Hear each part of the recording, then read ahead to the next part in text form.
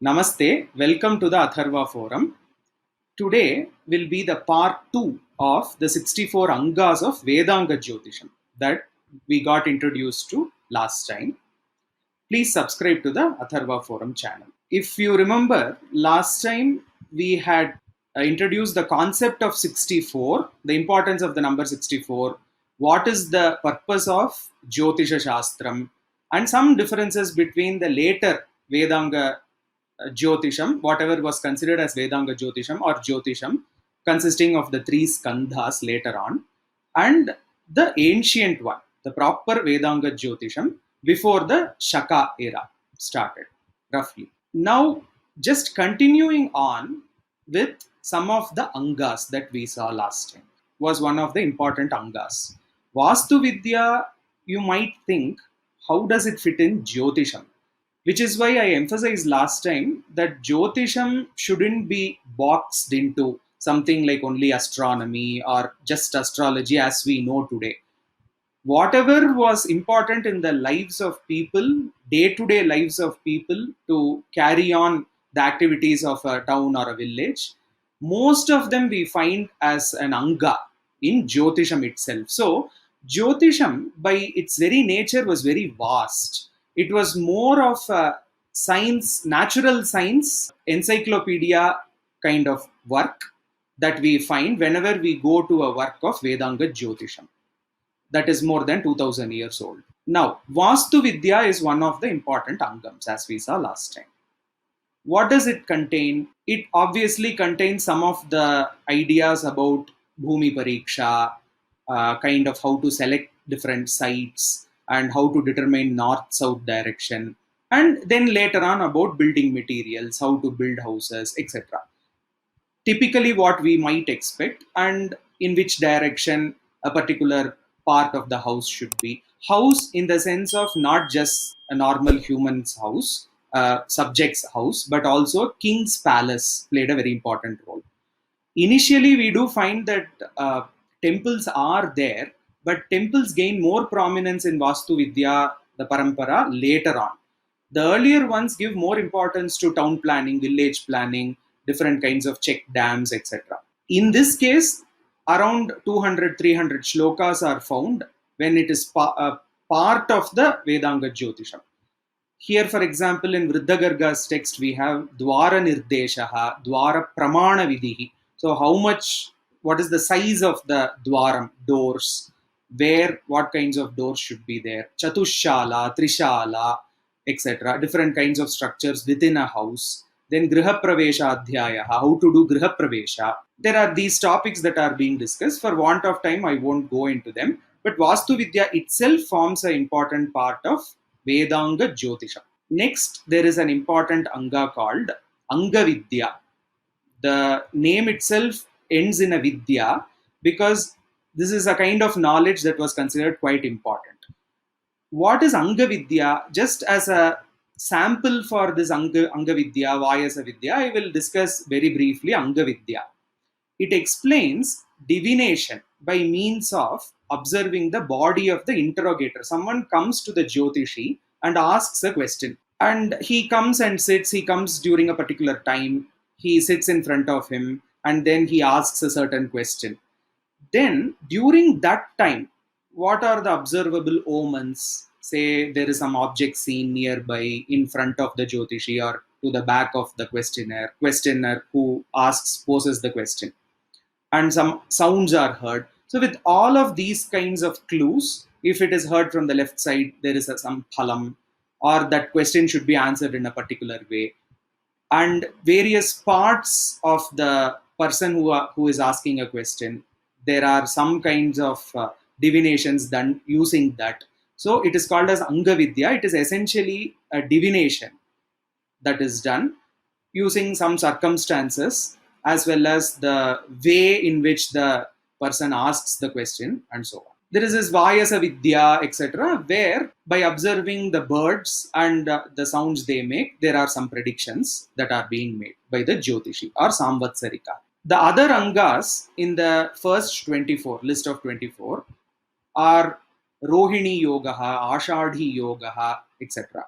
So Rohini, as we know, is one of the nakshatras. Swati Yoga is also part of this.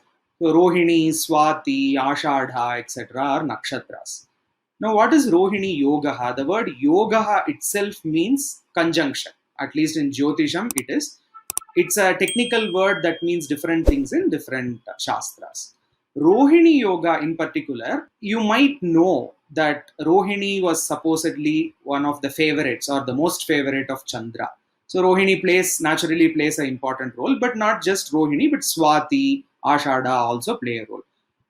I'll give one example of what kind of divination or prediction was done using Rohini Yoga. Rohini Yoga, by the way, is one Angam out of the 64. This is how prediction is done, for example. So the Jyotishi should divide the particular day in which Chandra is in conjunction with Rohini. So Chandra moves roughly, average one nakshatra per day. 27.3 solar days, he makes a complete rotation. That is why we have 27 nakshatras. That is the basics. So, assuming that on an average, he stays for one particular day, 24 hours roughly with Rohini or any other nakshatra. But in this case, Rohini plays an important role. The Jyotishi is supposed to divide that entire day into 8 parts and observe various things, from which direction wind is blowing, in which part of the which of the 8 parts. Why 8 parts? Because the 8 parts correspond to 8 fortnights of the Chaturmasyam. Chaturmasyam, 4 months where it is rainy season. 4 months consists of 8 fortnights, 8 pakshas. By dividing Rohini's conjunction with the Chandra into 8 parts and observing during each part the direction and duration of the wind and whether it blows from left or right, etc., they predict on each of those fortnights whether there will be prosperity in the land and what kind of rains are expected during those months or fortnights. So this is how Rohini Yoga works. And not just that, after the moon has passed through Rohini, the Jyotishi also examines the seeds that are just kept so that it can be sown during the next season. So the particular kinds of seeds or whatever species of seeds sprout after the moon passes Rohini, those will be the crops that will be prosperous during that particular year. These kinds of divinations are done using Rohini Yoga, but it is a very physical observation. We have to go out and observe where Chandra is with Rohini on that particular day. This procedure is followed. Similarly, Swati Yoga, Ashadha Yoga, etc. In fact, in Brihat Samhita, Varahamihira says, Rohini Yoga is something which I will explain in detail. Most of that is applicable to Swati Yoga also and Ashadha Yoga also. But if there are some differences, I will indicate them in those chapters. Those are also considered as separate Angas in the Vedanga-s. After this, the 24th Angam is called Mahāsalilam. The name may sound a little bit peculiar to people who know Sanskritam because Salilam means Jalam, water. What is Mahāsalilam? Is it something like big water? In fact, this probably stumped some people, some foreigners who are working on this same kind of text, where they translated the word Mahāsalilam as rainfall, which is very absurd. Mahāsalilam in this case is a very, very technical term, which means the entire Pradam. It's a kind of basic questioning about entire Prakriti. They really want to understand the whole world and how the natural world. That is Mahāsalilam. And why Salilam? Salilam is the vastu that existed during Srishti or just before Srishti was done, after Pralaya. It is not the water that we drink out of a water bottle. That is not the Salilam meant here. In fact, it was some kind of a state where nothing was formed. Whether there was something there or whether there was nothing there is up for debate. In fact, Nasadasin, Nosadasi, Tadanim, Nasadiya Suktam from Rigveda, 10th Mandala is quite famous, where some people think there was something, but what is it? We can't define what it is. Okay, then say there was nothing. But if there was nothing, how did something come out of nothing? These kinds of questions bother us, and they equally bothered the ancient Darshanikas. So they have left it at that. But we ultimately know Srishti has happened and we are there discussing about it. So Mahasalilam also does something like this. But the interesting part of Mahasalilam is something that I'll touch upon right now in this introductory session. It is completely in prose. We know that most of the Sanskritam texts, including Shastras as well as Kavyams, they are in, it need not be only Anushtub or Trishtub, it can be Vasanta Tilakam, Mandakranta, any other kind of or Chandas. But Mahasalilam is completely in prose. That is one, I wouldn't say peculiarity, it's something to be noted, because there is an argument that some of the prose portions in these Shastras are actually older compared to the verse portions, because it is believed that as a matter of katha or discourse that happens, where there is a discussion, several people sitting around and one person is answering the questions of others and they are having a discussion, sometimes a debate, it was recorded in prose as how they would have actually spoken. Then later on, as the Shastram got little bit more solidified, codified, as centuries went on, people thought that putting it into shlokas, verses, will be helpful, because the whole thing can be memorized and easily passed down, even if not written down, etc. And that is understandable, because prose is more difficult to memorize compared to the shlokas, verses. That is one. The other important thing is, similar to Upanishads and other forms of questioning that we saw before, this is also a question and answer portion. So the entire Mahasalilam is divided into two parts. The first adhyaya is completely only questions. Second is completely answers to those questions. So it's a very simple division. How many questions are there? It's a little difficult to count the number of questions, but approximately around 95 to 100 questions are posed by Vishwamitra. To whom? So Vriddhagarga Samhita, as the name suggests, Vriddhagarga is the person who is answering most of the questions, though I mentioned last time that there are others like Chandra, sometimes Narada, who answer questions posed by other human beings, we should say, because need not be only rishis. Maybe there are kings, brahmanas, ordinary people sometimes asking questions. So probably 95 to 100 questions are posed by Vishwamitra to Vriddhagarga. That forms the first chapter. The second chapter forms the answers given by Vriddhagarga to these questions. Now, the edition we have, the manuscripts that have survived, not all the questions are answered by Vriddhagarga, at least the material that we have. And for all the answers given by Vriddhagarga, we don't have corresponding questions sometimes. But more or less, there is a lot of overlap. What are these questions now? So this is how the section starts. Athato Mahasalilam Anuvyakhyāsyāmaha. Most of the older texts start like this. Athato Brahmajigna, Atha Shabdanushāsanam, Atha Yoganushāsanam. These are very, very popular. Here it starts like this. Athato Mahasalilam Anuvyakhyāsyāmaha. So we will describe and completely explain Mahasalilam. So Anuvyakhyāsyāmaha, Anu could indicate that it is following something, or it is through a parampara that we know this. So the setting is like this. Itihasmaha Bhagavan Bhagiratyaha Surajala Vahinyaha Punyatirthayaha Tribhuvana Bhavinyaha Maharshi Siddha Sevitayaha Tire Amartyam Ugratapasam Sarvajnam Sarvadarshinam Vitapapmanam Anantavijnanam Angirasam Maharshim Vriddhagargam Hutagnihotram Kritajapya Mangalam Apagata Bhaya Trimoha Prasannam Amarasamam Ashramastham Asinam Abhisamikshya Atha Maharshihi Vishwamitro. So he is the person who is going to ask the question. Maharshihi Vishwamitro Mahatapascha Abhigamya. He comes. So Vriddhagarga Rishi, he has completed all his Nitya Anhikam, Nitya Anushtanam, etc. He is sitting in his usual place, and that is when Vishwamitra comes. Abhigamya Sarvam Chanupurvam Sprishtva. Probably there are other people, including Kroshtuki, etc., sitting in the ashrama only. Kroshtuki is Vriddhagarga's eldest son.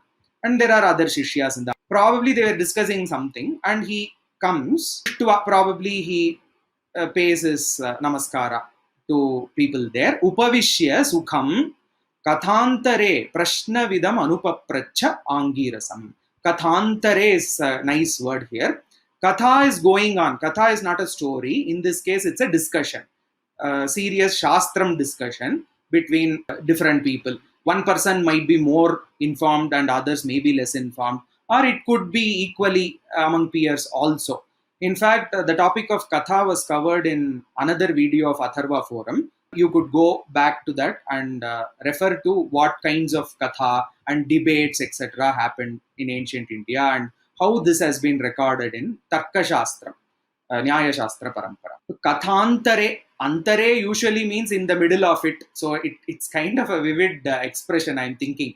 So maybe they are having a discussion and suddenly Vishwamitra comes and then he is right in the middle of a discussion, but he doesn't question that much. So he comes, pays his respect, and then he sits.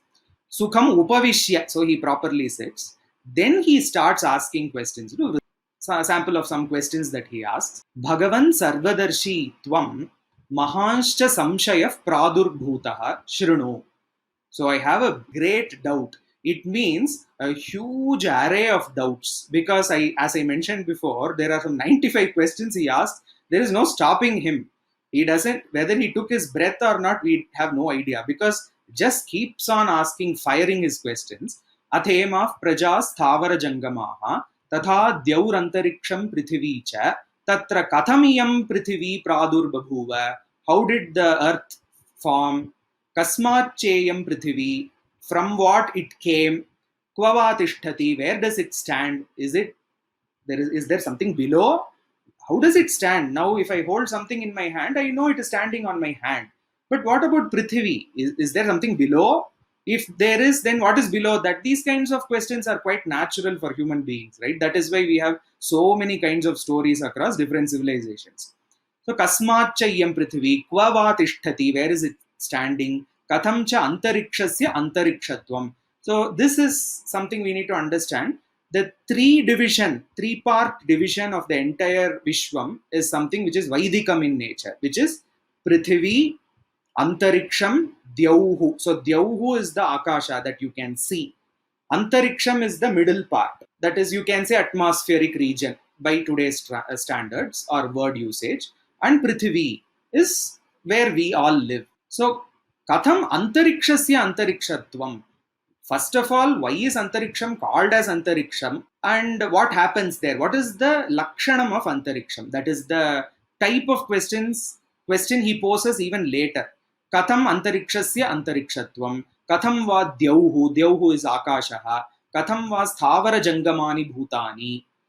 All these kinds of animals, plants, etc. How did they come about? Katham cha utpannani, sarvani evacha mahabhutani pancha. So 5 mahabhutas, how did they come about? Then other natural sciences related topics. Tatha cha samudraha. Katham va kativa katham va tesham samudratvam saritaha. So he talks about samudraha, oceans, rivers, mountains, parvatanam parvatatvam. Why? What is the mountainous in mountains? So he keeps asking these questions. Katham varshati. So he asks about rainfall. How are clouds formed? How do they rain? Where do they move about? Then goes to Surya Chandramasau. Obviously, it is part of Jyotisham. Without Surya and Chandra, nothing works. How were these two formed? Why were these two formed? And about their Rashmayaha. Rashmayaha is number of rays. Of course, there is no real number of rays, but for quantifying purposes, a number was used. Maybe it was a relative brightness of an object. It is also there. For example, Sahasra Rashmihi Suryaha, Shata Rashmihi Chandraha. If you see, Surya appears around 10 times brighter than Chandra. It's roughly. So that is why Surya is supposed to have 1000 Rashmayaha. Rashmi is ray, you can say.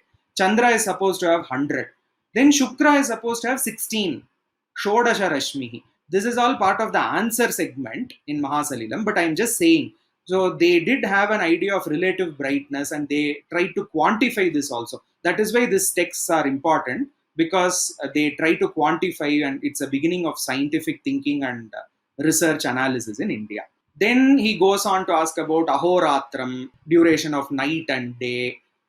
And it is also already asked here, why does the night and day duration move or change? Because we know from starting from Uttarayanam, night is the longest and it starts decreasing.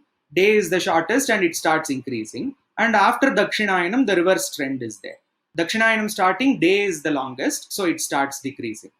Why does that happen? And then how much does it happen? Is it like in 1 month some particular time decreases or the duration decreases by a particular length? These are the questions he poses. Then obviously about the 5 grahas. Tara graha, Rahu is not a Tara graha, but Rahu is a representative of eclipses. That was the model they used. Later on, it was discarded by Varahamihira and others, saying it is an extraneous entity which is not needed. Then also about when you talk about pravarshana, which is rainfall, then you talk about clouds, also about lightning, thunder, what happens when this falls on earth, because we know lightning strikes and it causes damage, and various other atmospheric phenomenon like the various kinds of halo. So there are too many questions here, as I said, 95 questions that he poses. This is how it ends. Maybe we can see this. Katham veme saptarishayah paryagachanti. Saptarishayah, as we know, are the 7 main taras that the group is found in the northern hemisphere, northern sky, near the northern celestial pole. So how do they come about, rotate? Katham va tarakaha kativa chatufpat pakshinaha. So there is some text that needs to be fixed because it is still in the process of being published. This is actually one of the very few first readings that I am giving directly from the manuscript first transcription, because it is yet to be published. So there are these many 95 plus questions that he asks without stop, and Vriddhagarga replies, Ata urdhvam bhashyam vakshye. This is the second chapter. Paramarishihi aprameya jnanaha sarvajnaha sarvadarshi hovacha prashnamidam samudramiva durvigahyam. So whatever you have asked is like the ocean itself. Obviously he has asked about the oceans also, but he says it's a ocean, it's a sea of questions, and very difficult for people to understand. But I'll try to answer to the best of my ability. And he gives answers to all of this regarding the planets or the grahas, for example, how they move and their brightness, relative brightness, and regarding Suryaha, Chandraha, that there are tithis that are formed. Then Suryasya Kshayaha, Vriddhihi talks about that. All these answers are given. So for want of time, I won't go into the answer portion, but many of these questions are answered. And Meru model plays a very important role. Meru model in the sense how the cosmos was visualized during Vedanga-jyotiṣam time. It's very important to understand because the same thing is reflected in the Puranas also. The later view has changed during Siddhantic period after Aryabhata Varahamihira's time. But the ancient method of or the view of the cosmos is like this. There is Meru, which is at the center, and this is the Bhumandala. And all the grahas, including Nakshatra Mandalam, etc., go around the Meru. On top of the Meru, Dhruva sits. And Dhruva is the person controlling all the grahas, Nakshatra Mandalam, etc. And in fact, in Vishnu Puranam, there is an interesting thing. Dhruva is said to have 2 rajju-s, 2 ropes, which are extendable. So it can lengthen as well as shorten. So he controls Surya with that kind of elastic rope, so that if he allows the Surya to go further, then we encounter beginning of Uttarayanam. And he keeps pulling him slowly inside, towards the Meru. Then Surya moves from south to north, that is Uttarayanam.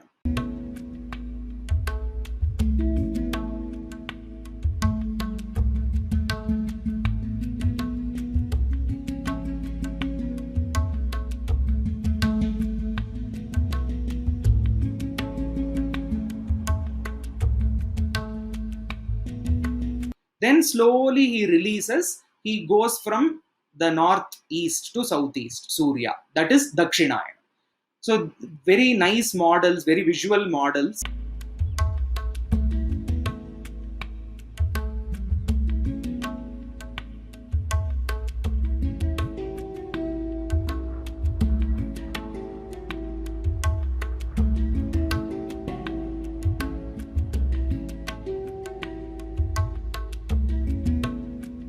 compared to how the oil mill works during ancient times. There is an upamanam given that is similar to how the whole planetary system works, etc. Is found in the Puranas, but this model is sometimes discussed in some texts but assumed implicitly in Vedanga-Jyotiṣam, especially when it comes to discussing cosmological issues. Now that we have seen what is Mahasalilam, there is one note to be added here. Later on, there is an Angam called Bhuvana Pushkaram.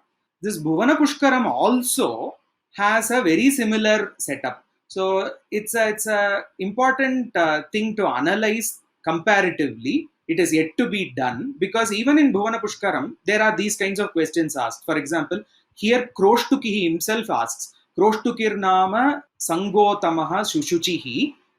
There is some text that needs to be fixed here. Jyotisham ayane yuktam yatha gargam papracha. So gargam. So he asks garga. Again he asks similar questions. Kvatishtati vivaswan. In this case he asks where is the sun standing or how does it move, etc. Ratrim divam katham chapi kimcha Jyotisha Mandalam. What is this Jyotisha Mandalam? How does Ratri happen? Or the Diva, day and nights. How do they happen? But more than how do they happen, why do they change in duration? Then about Grahas Nakshatra, similar kinds of questions he asks, and then again he answers, but that is in the form of shlokas. Bhuvana Pushkaram, later on it is the 36th Anga. But in content-wise, we can say it's very similar to Mahasalilam. Moving on to other Angas. I'll give a brief overview of some of the Angas which are interesting, and it will give an idea of what kinds of things they were doing. Before that, there is one Angam named as Saptarishi Chara in Anga-Samudesha, but it is missing here. So we don't know what happened to that, but Saptarishi Chara essentially is talking about the movement of the Saptarishi Mandala in the northern sphere, which is northern celestial pole around that area. The interesting part is Saptarishi Yuga or Saptarishi era was an important era. In fact, maybe in remote places in Kashmir, it is even now followed. So every 100 years, Saptarishis are supposed to be with one nakshatra. So they will stay with Ashwini for 100 years, Bharani with Bharani for 100 years, etc. So it's a cycle of 2700 years. It's a very peculiar Panchangam or era count.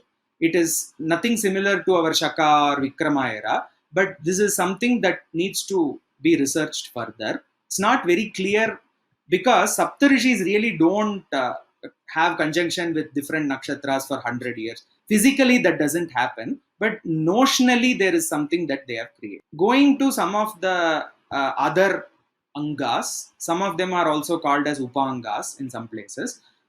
There is a group of Angas called Grahakosha, Grahashringatakam, Grahavikriditam, Grahapakaha, and so on, around 6-7. So this Grahavikriditam, Krida means play. So what is Vikriditam? It looks like a kind of specific conjunction. Recently also there was a conjunction between Saturn and Venus, Shanaishcharaha and Shukra. And some phalam was told for that. So here they talk about various combinations. Yada somascha bhaumascha, moon and Mars, if they come in a specific manner. I think this was also more of a visual shastram. Obviously, Jyotisham is a chakshuhu for Veda. So even though something has been written down and we have it in front of us, through the Shishya Parampara, Guru Shishya Parampara, something might have been conveyed very much orally and observationally. They would have taken the Shishya outside and taught. So since we don't know that part of it, we have to kind of guess using our observations now. So Somaha, Bhaumaha could be a combination. Bhauma, Bhargava could be a combination. Bhauma is Mars. Bhargava is again Shukra. Shukra is Venus. So if those two come together in a specific combination, they seem like they are playing together. So that is why Graha Vikriditam. Then something, and also it is not just they coming together. They coming together in a particular region of the sky. Bhaumo Bhargavaha Dakshinadwara Samshlishtaha Kridanti Divi Sarvashaha. So Dakshinadwaram, you divide the entire ecliptic region into 4 or 5 divisions. So the southern part, the southern portion of this ecliptic, that has to be seen visually.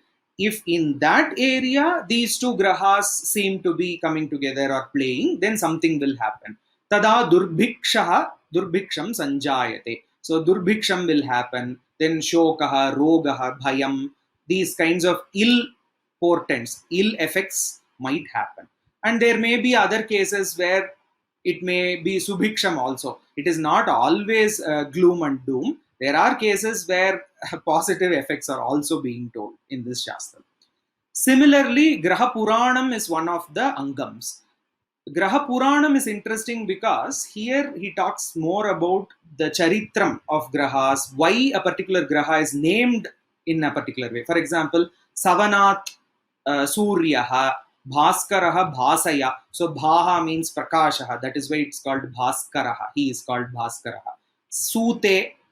In fact, later on there is in one of the Angas, I don't recall immediately, but one of the Angas, and in other Puranas also, it is said, yes, in Mahasalilam itself it says Adanat Adityaha, Savanat Suryaha. So he takes water, sucks water, that is why he is called as Aditya. And then he rains. He rains doesn't mean he himself, but he is in the cycle, water cycle. Obviously, Surya plays a role. So he leads to cloud formation, etc. That is why he is called as Surya. These kinds of names, so Surya, Aditya, Ravihi, there are so many names. Why these names? And similarly for other grahas also. Chandra has so many other names. Shukra has a few. So for example, Shukra has another name called Kavya. Is he called Kavya? Kavehe putraha ataha Kavyaha. So he is son of Kavi. That is why he is called Kavyaha. Then Angiraha Tanayaha.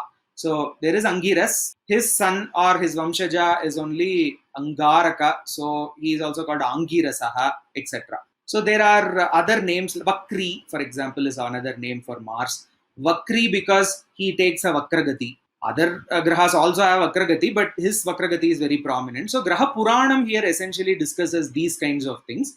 And there are other places in Vedanga-Jyotiṣam texts where they also talk about how each graha was born, to which rishi or other graha someone was born, their parampara, some stories, etc. are also specified. Graha Paka is an Angam where it talks about the phalam, different times it takes to give phalam after an event with different grahas. So there is a particular graha, but after that it takes only 2 days for that phalam, for the effect to be felt on earth. But there are other grahas who will take a long time to give effect. So these kinds of, again, it is more like a prediction, phalam. But how long does it take for a particular event to cause something on earth? That is discussed there. One more Angam out of the 64 is called Agni Varna. It is interesting that it is also partly in prose, not in shloka. There are some shlokas also. Here it is interesting that the Agni's Varna is color, the color, sound, etc. that Agni makes during, say, yajna. So there are 2, 3, 4 situations that are described. Sometimes a person just comes to a yajna shala and then he asks a question. Yajna is going on. Then suddenly there is a color and a kind of sound that the Agni makes. Using that as a clue, some divination, some prediction is made. And his question is answered. So this kind of description, Agni Nimittam, Agni Varnaha, etc. is part of Agni Varna Angam of the 64. Then we'll go to one more Angam. It is called mayurachitrakam or mayurachitram or mayurachitropanishad. That Upanishad word is quite interesting. But why is it called mayurachitrakam? Has it got anything to do with Mayura, which we know is peacock? It looks like the word mayurachitram or mayurachitrakam itself was used in the sense of miscellaneous things, for like etc. category, sankirnam or miscellaneous. In fact, Mayura Vyamsakadi is a category of samasa also, where the miscellaneous things that can't be nicely classified are put into. But in this mayurachitrakam, what happens is, they sometimes miscellaneous things are included in this. Sometimes it's a summary of various things told in various other places. Maybe you don't have time to read 1500 shlokas. So let us give the important stuff in about 100 shlokas. So that also seems to be a purpose for this mayurachitrakam. In fact, as much is said by Varahamihira. I am writing this section because without this section, it is not a Sampurna Grantha. In Brihat Samhita, he says so. Even though that kind of statement is not found in Vriddhagarga. It is only by Varahamihira that he writes like that. That it is strange because he says, I am writing this because I have to write this. If I don't write this, my Grantha will be considered as Apurna. So probably there was a set parampara that had formed by his time. Maybe it was based on utility or maybe due to practice. But the earlier works like Parashara and others, Vriddhagarga's works, they don't seem to do this.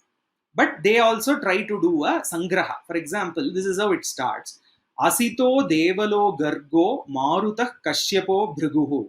Angira jamadagnischa prahladascha mahayashaha. Srashtaram sarvabhutanam parameshthim prajapatim anadi nidhanam devam brahmanam samupasthitaha. So many people go to Prajapati, which is Brahma.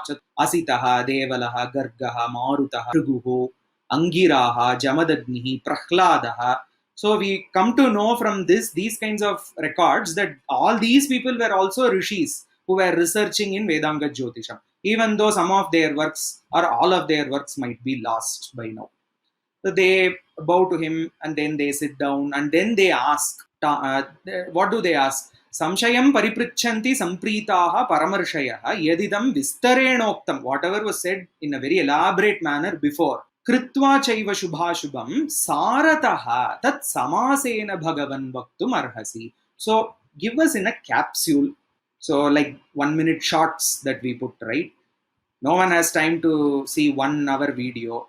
It's a degradation that is accepted, but there is also a value for 1 minute video or shorts, etc. So this mayurachitrakam seems to be that kind of thing. But the short of them is not 2 shlokas, it may be 100 shlokas or 85 shlokas. Because 85 shlokas is better than 850 shlokas. That is the idea here. Tataf provacha bhagavan sarvajnah paramarthavit. Utpatakarasyaartham devaguhyam sanatanam. So devaguhyam, so even the devas might not know whatever I am going to expound, and it's a very, very old shastram, sanatanam, that I will explain, but in a short capsule. Then he explains various things about panchagrahaha, what kinds of predictions that can be made, Rahu, and different grahas associated with different nakshatras. One small example will be like this. Lokakala vikarshena ketosh chabhikshna darshanam ksudha sanjayate chapi pitriye changarake tatha. So for example, if Ketu is not one, Ketavaha are several comets that are already recorded in Ketu Mala in Vriddhagarga Jyotisham or Ketu Charaha in Parashara and other texts. So he says, if Ketus are seen very frequently, Abhikshna Darshanam, Abhikshna means very frequent. So if they are seen very, very frequently, then what happens? Ksudha. So there is hunger that happens. So hunger is increasing means maybe there is a famine kind of situation, etc. Then a particular graha is in a particular nakshatram.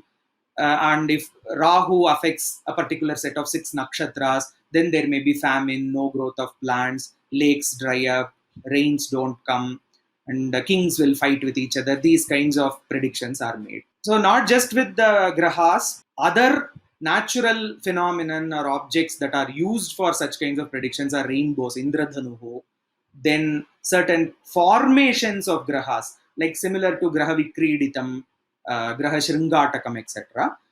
And there are interesting other observations also. If 2 suns are seen, there are 2 suns, there is only 1 sun, but there are things called Pratisuryakam, mock suns, according to even modern science. So there is a kind of a reflection refraction phenomena that leads us to see 2 suns. It's not 2 suns, we know, but it looks like there are 2 suns or multiple suns. Similarly, if there are 2 moons seen, then something will happen. Again, a refraction reflection phenomenon. Then according to various colors of the moon. So the moon itself has various kinds of colors.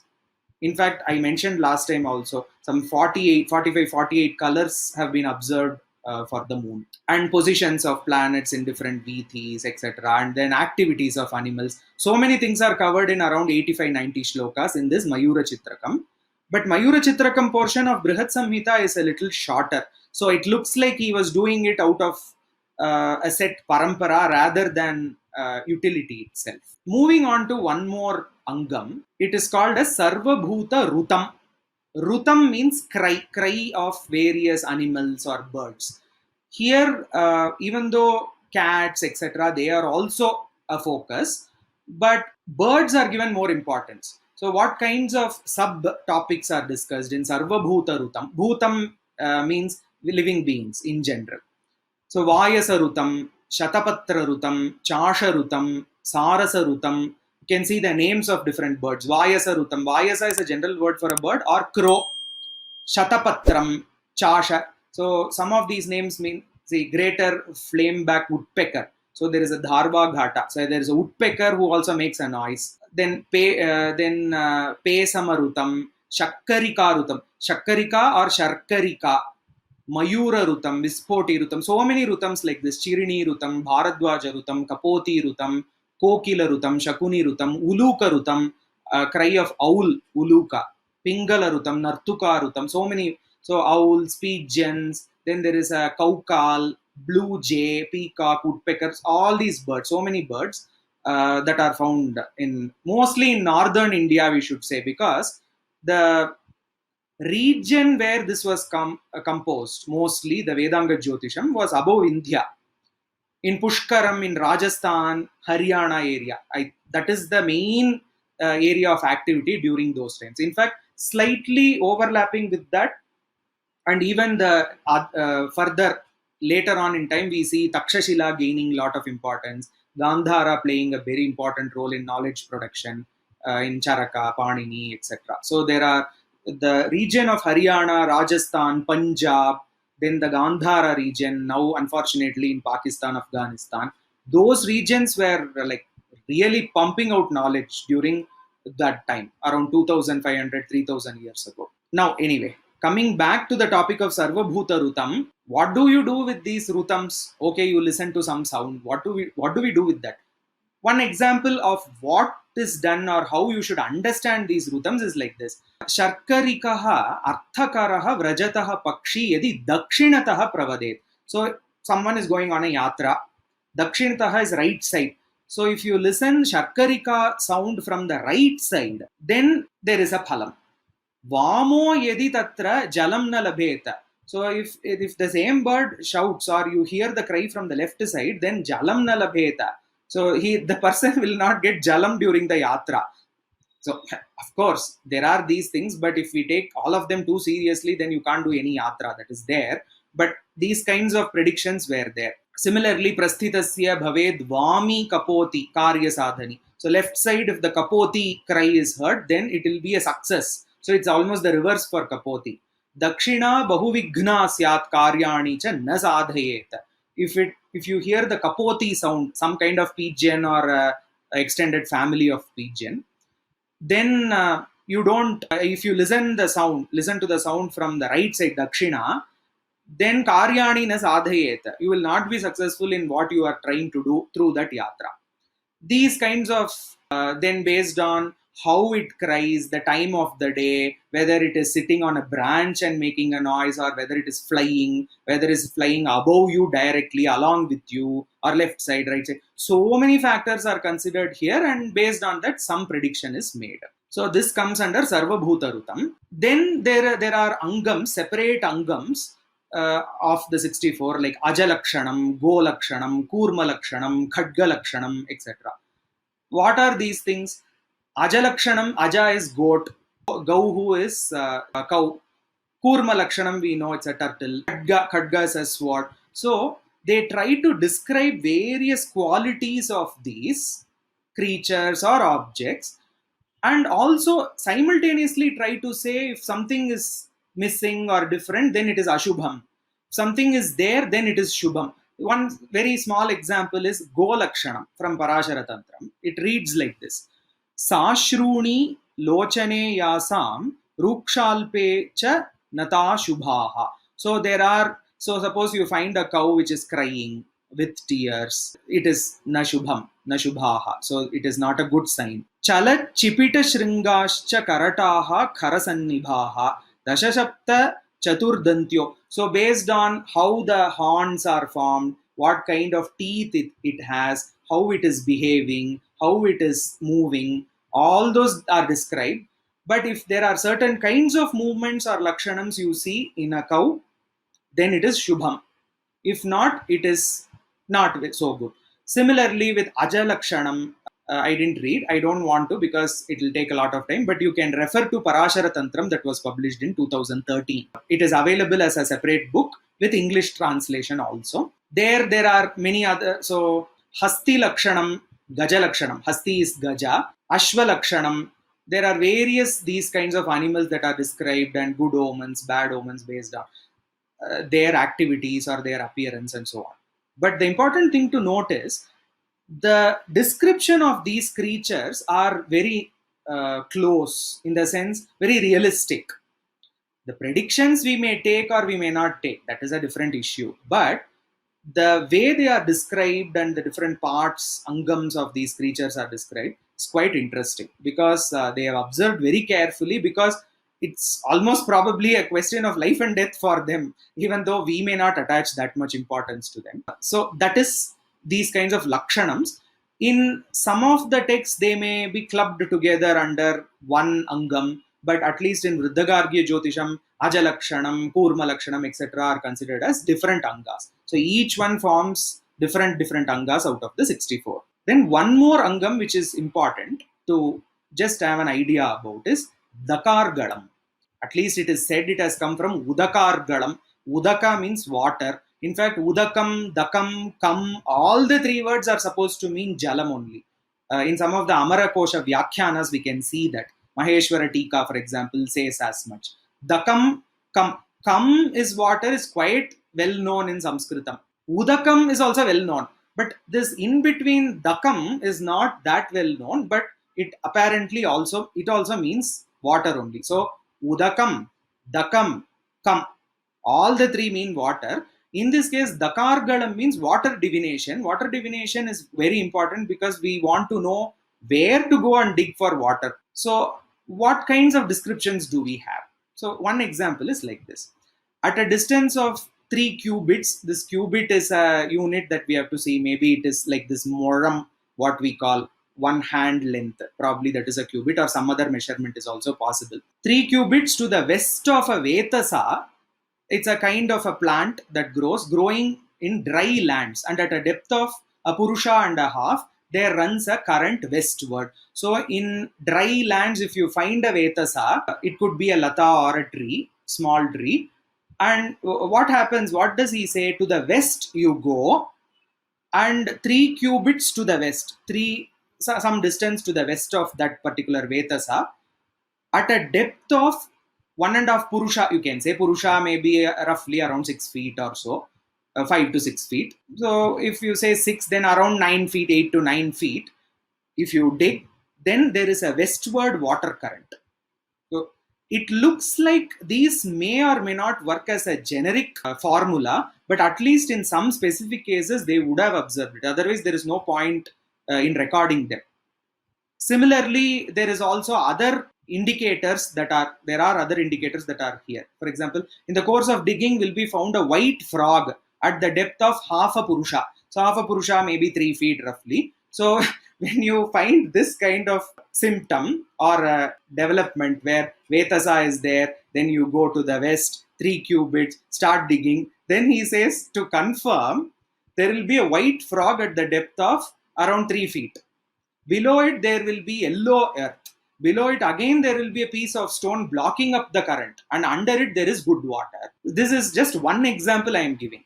Similarly, there are so many others that are being given by Varaha Mihira and even in the earlier texts, but the earlier texts need to be studied. One more example. At a distance of 3 cubits to the north of the Jambu Vriksha, at a depth of 2 purushas, so probably 10-12 feet, runs a current eastwards. While digging, the earth will be found to be white and the color of metal, and there will be a frog at the depth of around 6 feet. And in another case, if there is an ant hill, Valmikam, to the east of a Jambu, then near it there runs a current to the south of the ant hill at the depth of around 2 Purushas, maybe around 12 feet.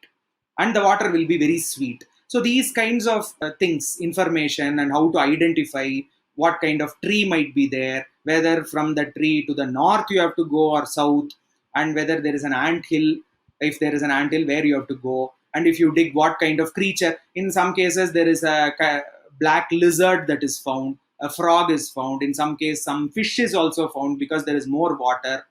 Then you dig further, sand will be of such color, etc. And water is sweet in some cases, water may not be that sweet. That is also sometimes indicated. So all of this comes under the Angam called dakargalam or udakargalam. I think we can empathize with them when there is no technology to find out. Whenever they find out something, they really want to record and pass it on to the future generations. That is how this Udakargalam might have become a very, very important Angam out of the 64. Then I would discuss a couple of more Angas before we close the introductory session. One Angam is Bhumikampa. So this Bhumikampa, what is Bhumikampa? Bhukampa is Bhukampa, Bhumikampa, earthquake. Earthquake is quite common for thousands of years. Humans are very familiar with it. But can we predict it? That is the 1,000 rupee question or a koti rupee question. So we still don't know how to predict correctly. We try to do something, but they have to do something. They are on their own. There is no technology. So what do? They try to understand why it occurs and try to do some division and understand based on other Jyotisha Amsha. For example, there are some nakshatras and there are grahas that are moving. Whether there is any correlation between the Bhukampa and those nakshatras, etc. We will see a small portion of how Bhukampa was thought about from Parasharatam. Bhukampanam, this is the Adhyaya. Parashara is being questioned. Questioned in the sense he is the Acharya, similar to how Vriddhagarga answers questions in Vriddhagarga Jyotisham. Here Parashara is the Acharya. So they ask him question. This shaking of earth does not seem to be due to some trivial reason. It has to have some very deep reason. What is it? Why does it occur? Etc. That is the question that is being posed. Is it because of adharma of people, or is there any other reason? Or maybe is it because Ashtadiggajaha are holding the earth and then they move or they take rest? Is it because of that? Why does this kampa happen? Then Parashara answers it with a very well-known Pauranika Katha, which is probably known to the listeners here, which is Indra chopping off the wings of Parvata. So Parvatas, so this is a very interesting Purana Katha for which what might be the physical explanation is something that is still elusive. But it is said that in Satya Yuga, the Parvatas, the mountains, had wings. So they used to fly and sit wherever they want, again suddenly get up and fly all over the place, causing damage. People were all so troubled by this. So they went and prarthana, they did prarthana to Indra saying, you have to help us. Then Indra, what he did, he used his vajrayuddham and chopped off all the wings. And they all settled down in places wherever they were at that point in time. And after that, they are not flying up. So maybe this was the cause of earthquake in the beginning, is a kind of surmise that they have. So it's a very tricky question what it could mean physically, but that is how it starts. But more than that, right now, what could we do is the question that grappled the rishis. So this is what he says: Tatra chaturshu chaturbhageshu divanaktam anilanalendra varunajam kampakramam vindyat iti. So they divide the day and night into two. So day Purva Bhagaha, Uttara Bhagaha, night also Purva Bhagaha, Uttara Bhagaha. So they assign one devata to each of these parts. Anilaha. So Anilaha is Vayu. Vayu belongs to, or Vayu is assigned to the first part of day. Anala is Agni. Agni is assigned to the second part of the day. Indra Varuna. So Indra is the first part of night. Indra takes care of that. Varuna takes care of the second part of the night. This is first head. Then there are regions across Bharatadesha, Akhanda Bharatam, that are also divided into these categories. So there are certain regions that experience Bhukampa if the Bhukampa is Vayavya in nature. There are others that experience this if it is Agneya in nature, etc. In fact, the same thing or very similar thing is repeated in Brihat Samhita also. This is Parashara's text. Parashara's text is an earlier one. Brihat Samhita of Varaha also repeats this. Some people have conducted some investigations whether it could be the movement of earthquake in this direction, because if you remember, the Ashtadikpala also come under these. So Vayavya Dik is northwest, Agneya is southeast, etc. So the four, of course, there are 8. Out of them, there are 4 directions that also match with these 4 names. So the question is whether they try to classify it based on which direction the earthquake affected or which direction the kampa happened, the vibration traveled. Maybe. So they found some correlation with this. I have to go back to that study. But nonetheless, this is there. So it's a kind of a data set. They do this. Anila having shaken the earth under nakshatra. So there are a certain group of nakshatras where the Vayu earthquake happens, Vayavyam happens. Then there are certain effects. Then there are a certain set of regions that are affected, like Magadha, Matsya, Shalva, etc. If it is Agneya earthquake, then it occurs under a certain set of nakshatras like Kritika, Vishakha, etc. It's a list. I'm reading 1 or 2 names. And how does it affect? It affects people by increasing mouth, eye, skin diseases. And it affects especially the southeast direction and Pulinda, Yavana, Balhika, Vangadesha, etc. So there are, but the deshas can't be directly related to the directions, because Vanga, even though you can say east or southeast, Balhika, etc., is all in the northwest. So that relationship doesn't seem to hold. But nonetheless, they have divided them into various categories, mainly 4. And they have a set of nakshatras where a particular type of earthquake happens. And if that happens, then what are all the problems that arise? Maybe some diseases, durbiksham, fight between kings, death of a king, etc.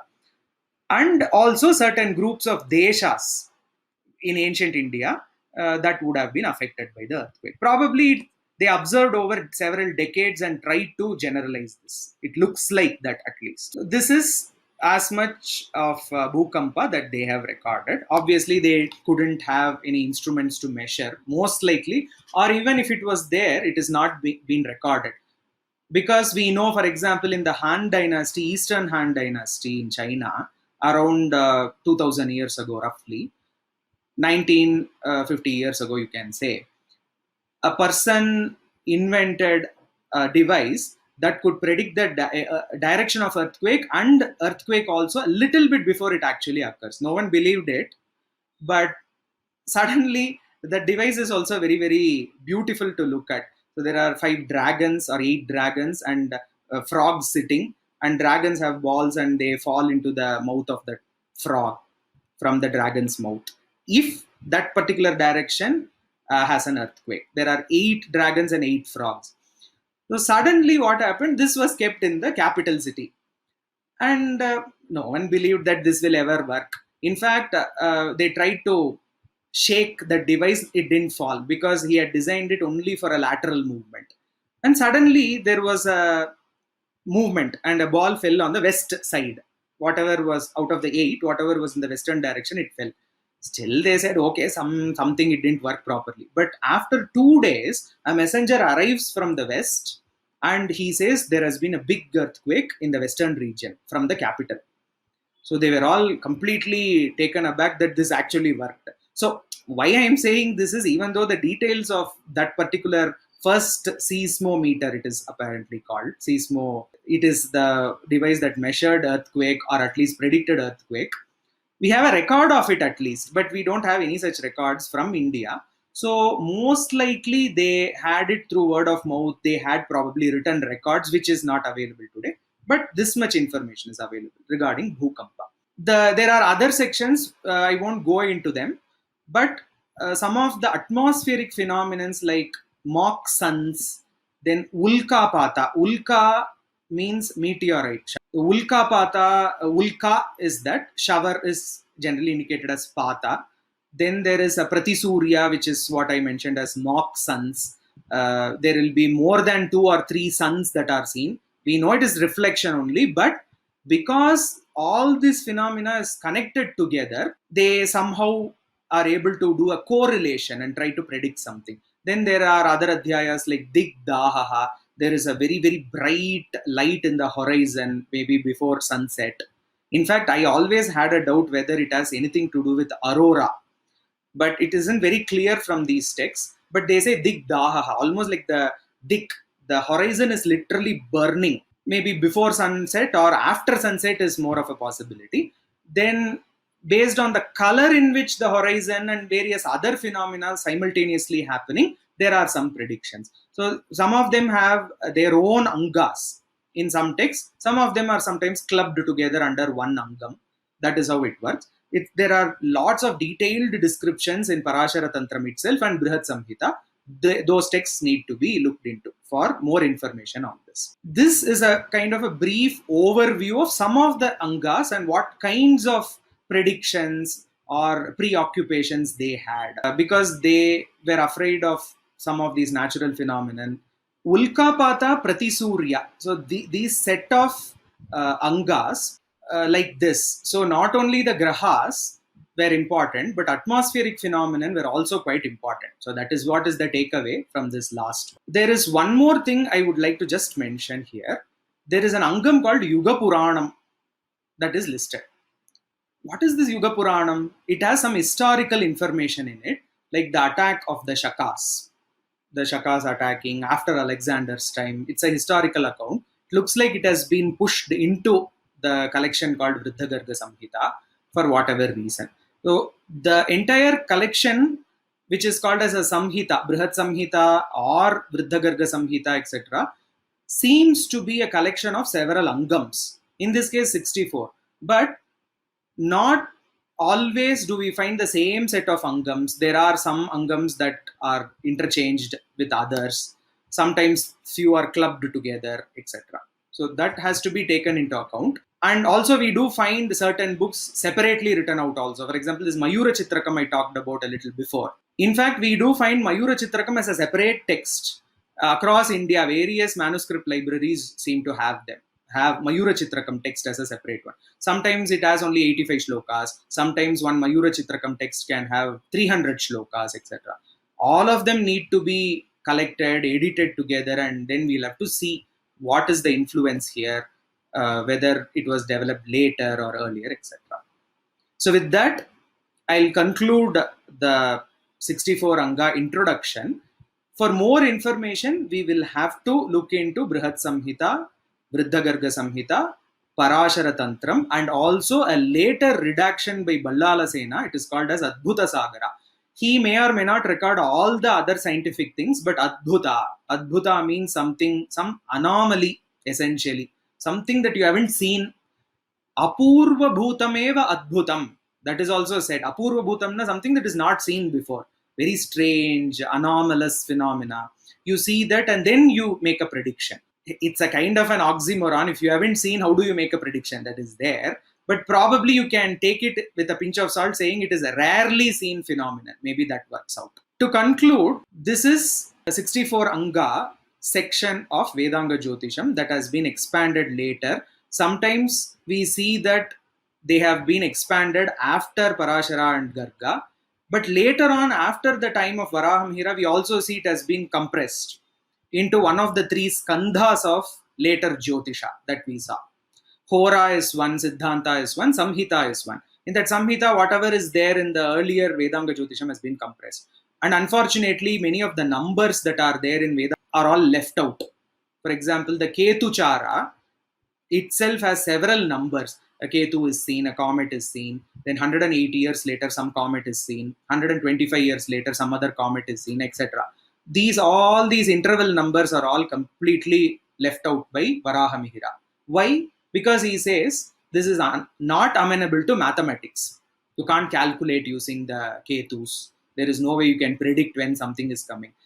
But it has led to a loss of scientific observation and recording in India, unfortunately.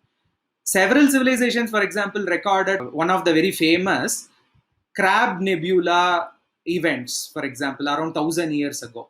But we find that this is not recorded in India. Very, very difficult to find. There was a project that was assigned for it, and they tried to analyze all texts, shilpams, sculptures, etc., but they couldn't find it.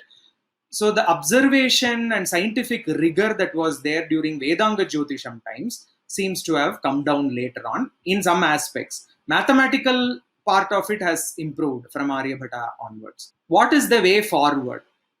What should we do with the Chatushashti Angani and Vedanga-Jyotisham now? Straight away, the Vedanga-Jyotisham of Lagadha, it's a small calendrical text that is applied to calendar making or Panchangam, that is being followed in Nepal, for example, by one family.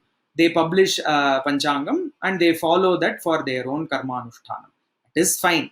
In fact, we can make a Panchangam, or to be more specific, Chaturangam, because that Varam count is not there. Using even Vriddhagarga Samhita. It's a practical application that some people might be interested in. But more research-oriented outcome with respect to this could be publishing unpublished manuscripts, first of all. Why should we do this? Because these are very, very important for history of Indian science. Because there are lots of claims that Greeks contributed this, India didn't have something original. Then later on, now Greek thing has kind of come down. Now Babylonians have come into the picture. You have all copied everything from Babylon. There is no clear-cut evidence. Why couldn't Babylon copy from India? That is also possible. In fact, there is a chara, Buddha chara, where 7 invisibilities are indicated for Mercury.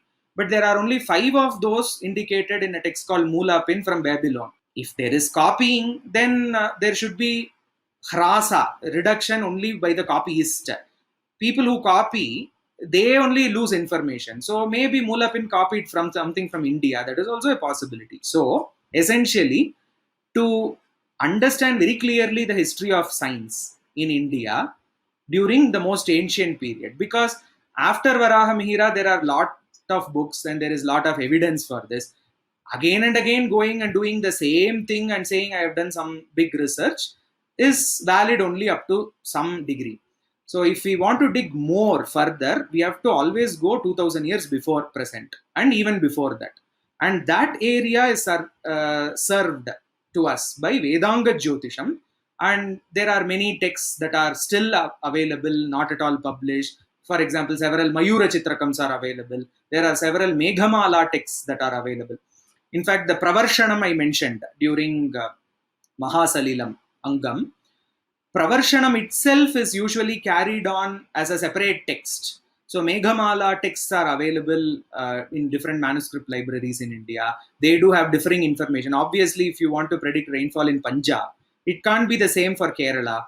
It can't be the same for Bengal. So probably they did regional Meghamalas. And some of those form part of the 64 Angams also. And many of them are not published. Some of them are published. It's a mix. So we have to publish all of this and try to investigate how the history of science has evolved or how the science has developed in India. So this is one work that is very tangible. One more important thing before concluding is we have to take inspiration from Vedanga-Jyotisham in the right way. What has happened is Vedanga-Jyotisham unfortunately has been reduced to a Shakuna Shastram where it is only about prediction. Agreed, there is a lot of prediction in the 64 Angas, but why did they do that? How did they do that? How? Obviously by very minute observation of birds, animals, their cries, behavior, lakshanam, atmospheric phenomenon, sky phenomenon, abhutapurvam, apurvam, something that has not at all been observed. So you can see a very vibrant culture of observation and recording, and of course trying to extend from that, trying to produce some knowledge from it, trying to predict something for the safety of human beings. Since we know the scientific method now, what inspiration we should take from the 64 Angas is the minute observation and furthering the knowledge.